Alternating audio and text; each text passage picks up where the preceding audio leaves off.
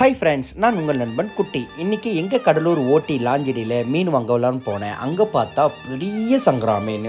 சங்கரா வகையிலே நிறைய வகை இருக்குது. அதில் இந்த சங்கரா ரொம்ப பெரிய சைஸாக இருந்துச்சு, பார்க்கவும் அழகாக இருந்துச்சு. அண்ணன் கடலூர் அந்த ஓட்டி லாஞ்சியில் ரொம்ப வேகமாக மீன் வெட்டுருவார், சூப்பராக வெட்டுவார்.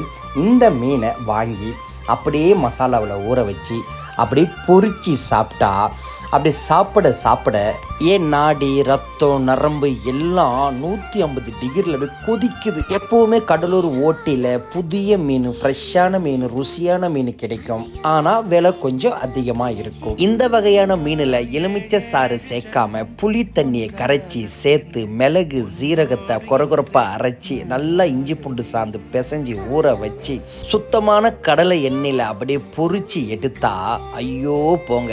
ஆனால் இந்த மீனை நான் வாங்கலை, இன்னொருத்த வாங்கினாங்க. வீடியோ எடுத்து உங்களுக்காக நான் போட்டிருக்கேன்.